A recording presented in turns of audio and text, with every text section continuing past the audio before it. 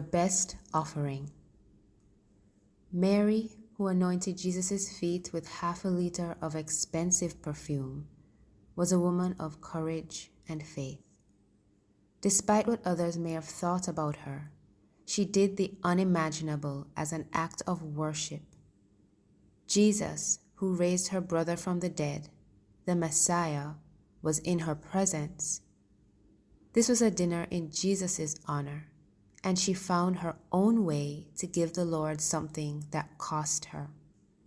And it certainly did cost her financially, and it cost her socially. From the disciples to others in attendance, there was a lot of grumbling about the perfume. Look at how much money she wasted and how it could have been better spent, like in helping the poor. At the feeding of the 5,000, Jesus asked Philip, "Where can we buy bread for these people to eat?" Philip replied, "It would take more than 1/2 a year's wages to buy enough bread for each one to have a bite."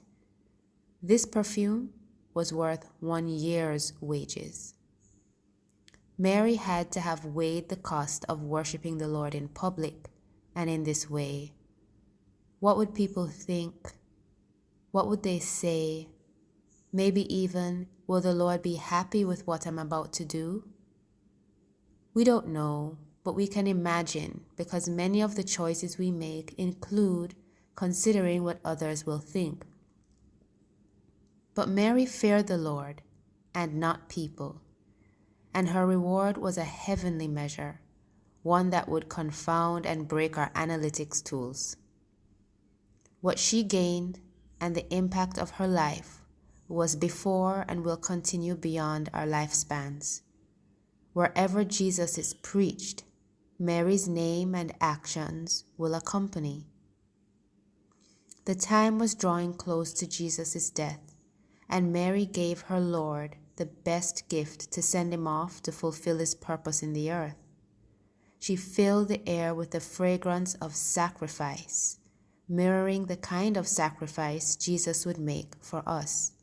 She gave her best sacrifice, one that would get in the nostrils of the believing and unbelieving alike, one that got in the nostrils of God as a pleasing fragrance.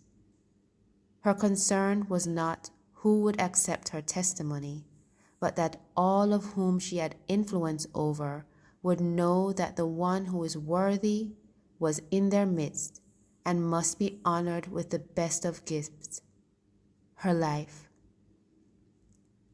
Jesus gave his all for us, and the challenge is how to honor him like Mary did.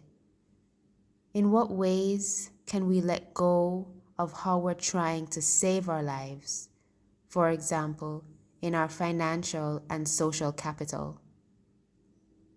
What does losing our lives for Jesus' sake look like?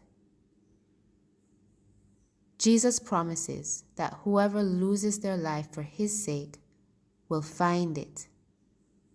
I pray that the Lord help us to take him at his word.